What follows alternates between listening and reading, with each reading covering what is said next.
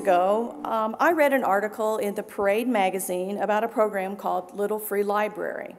Probably the easiest way to explain it is that a little free library is a box full of books that's placed outside in a yard where anyone can come by and take a book or two, pick one out, and then later bring another one to share. It's a nationwide program with little free libraries all over the country, and right now we're actually the only one in Southern Illinois. So I took this article to our library committee, and we immediately fell in love with the concept. We knew we wanted to be a part of this. And when I saw that, yes, there's a t-shirt, well, we were in completely. So, in 2 weeks, we had designed and built our very own custom Little Free Library. And by we, I mean my husband Bob designed and built it with 3 women telling him what to do. So some of you may remember that we actually had the Little Free Library box in the sanctuary for a dedication before we put it up. And it's now located in front of our pavilion, really close to the sidewalk where anybody passing by can see it. And we have a little stone bench there that you can stop and sit and peruse through a book. So once we had it ready to go, we needed books. We went to yard sales, bookstores, we took books off our own bookshelves, and we received a lot of donations from the congregation. So the idea is to take a book, return a book. We really didn't know if people would get the concept or if they would even buy into it if they did. We were sort of worried that no one would maybe even use it. But as soon as we put the books out, people took them. And it wasn't long before we could tell that they were actually returning different books. Very quickly, we discovered that the children's books were taken as fast as we could put them out. Last year, during our Caring for Kids Month, we received hundreds of books from you, and they were gone very quickly, which is a great problem to have. We learned that, yes, if you build it, they will come. So we were all feeling pretty warm and fuzzy about this great neighborhood mission until the first time the doors were ripped off of the box. Now notice I said the first time because we're on our 3rd set of doors. Or when we found books ripped up and thrown on the ground in front of the Little Free Library. Or when we saw that someone had actually managed to tip over the concrete bench and break it. All senseless acts of vandalism. Now I have to admit, my first reaction was, alrighty then, I'm taking my little library and I'm going home. It just seemed like no one cared about our hard work, all the time we put into it. I mean, was it really worth it? Then I remembered 2 little boys that I saw at the Little Free Library looking for a book. They'd looked through the box and one little boy had a book in his hand, the other little guy was still kind of looking through. And so I went over and said, you're not finding what you're looking for? No, not really. Is there something you're really interested in? I love sports. I said, well, wait here. So he waited, and I came back into the church and went to the room where we have our books and found a couple of sports books and took them to him and showed them to him. This is kind of what you're thinking of. And he's like, just smiled, just like, yes, that's just what I wanted. And I said, you can take them. And so to watch those 2 little guys, big smiles on their faces and book in their hands, walking down the sidewalk. Or there's a grandmother who walks around our neighborhood quite regularly with 3 little stair-step grandsons. And I see them quite regularly at the Little Free Library box, and I see them sitting under the pavilion, each little boy with a book, looking through the book at a picnic table. I think the one that tugs at my heart the most is that when I was here in the parking lot one day and I saw a little guy from our neighborhood, lives somewhere right across the street. He came out of his house, hopped on his bike, rode over to the box, went through it, grabbed a book, hopped back on his bike, and about halfway home there was someone on the porch, and he raised his book up in the air, and he's like, I got a book, I've got a book. That's why we do the Little Free Library. That's why we restock it 3 to 4 times a week. That's why we ask you to donate books. And that's why we replace the doors 3 times. Because for every time the doors are damaged, there's lots of little kids and adults who find a book and take it home and read it. Every time someone tears a book up, there's hundreds of books that are lovingly taken home and read. And for the one time that someone broke the bench, because now it's cemented in the ground, I've seen lots of people sit on that book and look through books. If we get books in the hands of one child who might not have had the opportunity to have their own book, then it was worth it. If one adult takes a book and remembers it came from our church, and in some way that plants a seed, then it was worth it. I'm convinced that our little free library is making a difference in our neighborhood and our community as well. That's why we do what we do. I thank you for being a part of this ministry. Good morning. Our scripture is from Ezekiel 34:4. You have not strengthened the weak or healed the sick or bound up the injured. You have not brought back the strays or searched for the lost. You have ruled them harshly and brutally. The word of God for the people of God.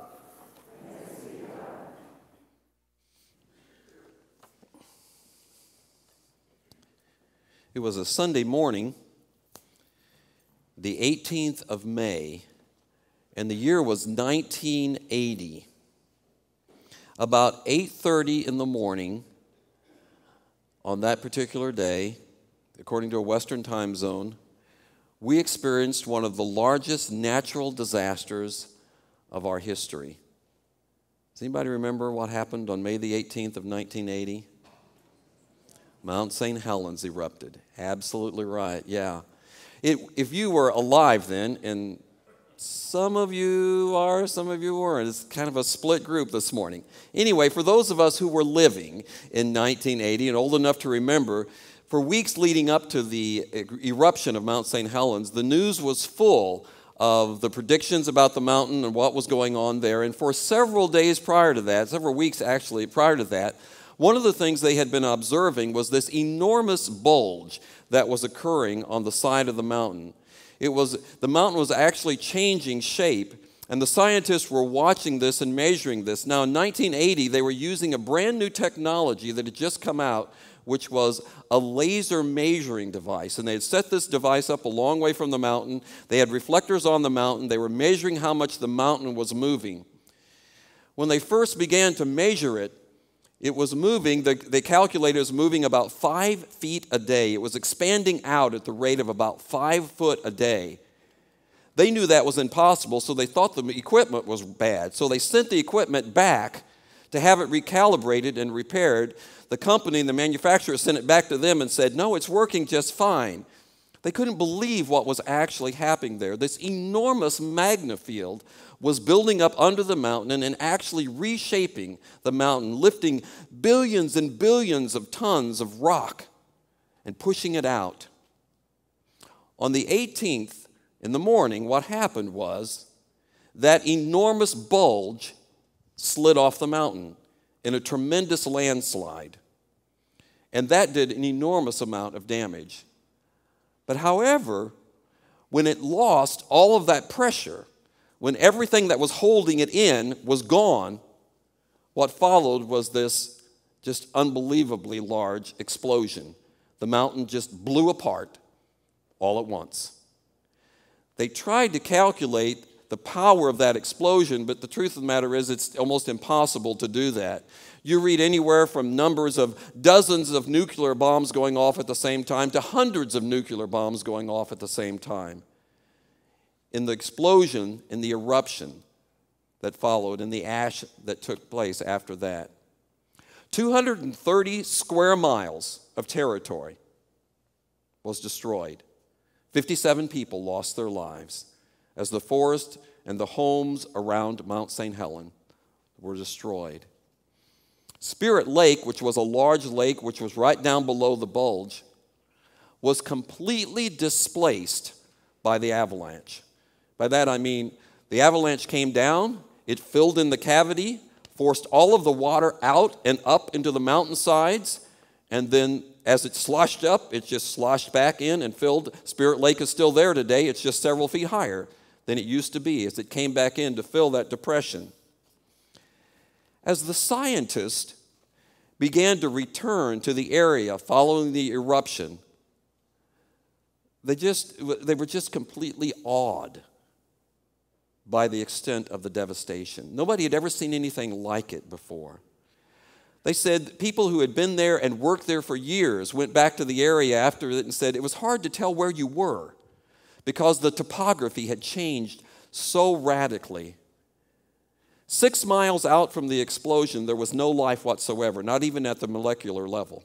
6 miles out. At 12 miles out, it only existed in the most minute places out from the explosion. The scientists all agreed, never in their lifetime would it recover. Maybe not in 100 years. It would be decades and decades and decades before anything was back in this area that at one time had been amazing forest that went for dozens and dozens of miles in all directions. It's interesting as you see the pictures that the timber that you see that has gone down was a major forest which was owned by a major wood-producing company. Those trees are all 2 and 3 feet in diameter, and they were snapped off by the millions in just a moment. On YouTube, there is a wonderful documentary that was done 30 years after the explosion in Mount St. Helens. And it's a wonderful documentary because it shares what has happened since the eruption, the explosion of Mount St. Helens. When you listen to it, it doesn't matter which one of the geologists or foresters or whoever is talking about it, the testimony they say over and over again is this: had you told me that the forest would return as quickly as they have, I would have said you're crazy. It would have never happened. If you would have told me that you can go back to Spirit Lake and fish again and catch fish now, just 30 years after that explosion, I would have said it's impossible. It could have never occurred. The statement they make over and over again is that you can't even begin to estimate the healing power of nature. Now, yeah, we helped it along. There were huge reforesting projects and stuff like that. We were a part of that healing. But the reality is, the smartest people on the planet, when it came to geologists and other people who were there studying this from all over the world, none of them predicted the reality of what has happened. None of them understood the power of creation to heal itself in the midst of this kind of tremendous devastation. God made creation so that it would heal. And that is so fundamental to our nature, so elemental to our existence, so much a part of our lives and our fabric that we just always take it for granted. Things heal. All things heal. But it doesn't have to be that way. You and I can imagine an existence where we don't heal. And think about what your life would be like, or my life would be like, if every cut you've ever received is still oozing blood. Every scrape you ever had as a child is still an open wound on you. Every bone that has ever been fractured remains broken and splinted because it doesn't heal. Many of us know the fact that we wouldn't be here. We wouldn't be alive. Our injuries would have added up so significantly over our lifetime that we wouldn't be alive. It's the fact that we do heal that makes your life and mine a possibility and a reality. And what's amazing about it is that for like you and me, it's not just physical healing. It's not just the fact that our bodies heal, but it's emotional healing. Imagine if you had to live your whole life experiencing the intensity of a grief that you experienced in the first few moments of knowing of that loss, that it never eased, that it never got better. Imagine a life lived where the emotional hurt of an embarrassment or a betrayal lived as intensely every day after it as it lived the day of it.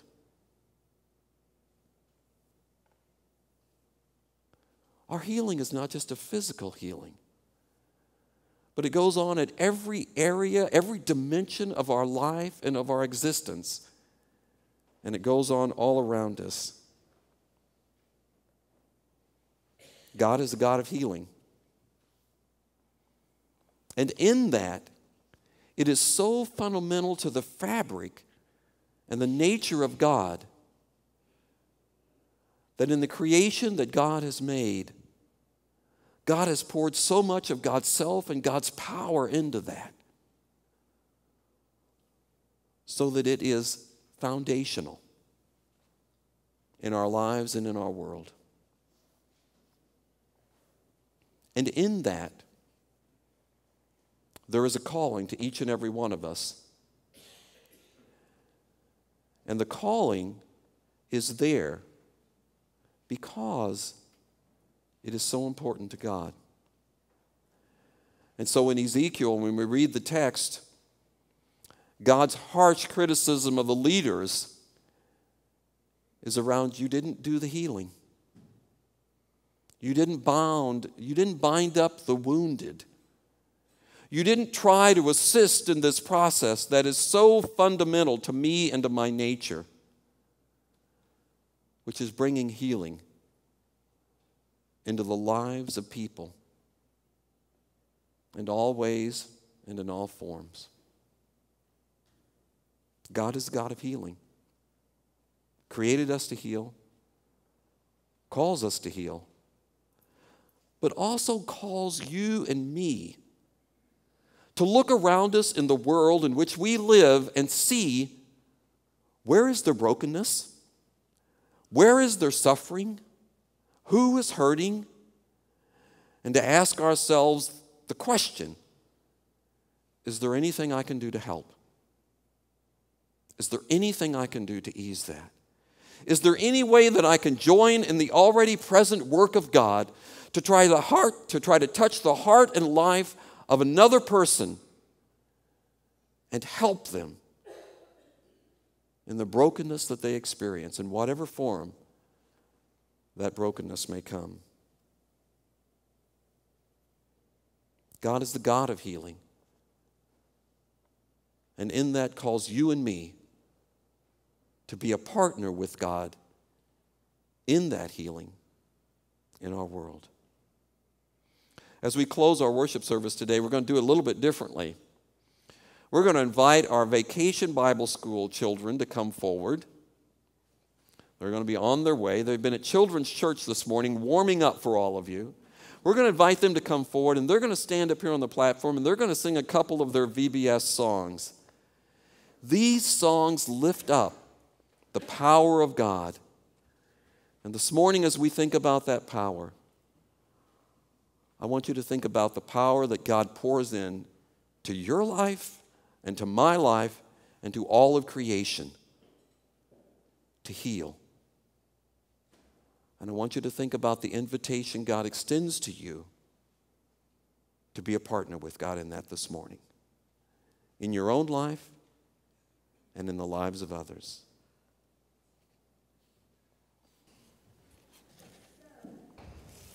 So we had a great turnout at Vacation Bible School this year, and we had some fantastic songs. We have the theme song, which is My God is Powerful, and then we have the song that we like to call the disco song, and once you hear it, you'll understand, but it has a technical name of I Sing the Mighty Power of God, but they just love the disco song. So just enjoy our Everest VBS. Okay, you watch her.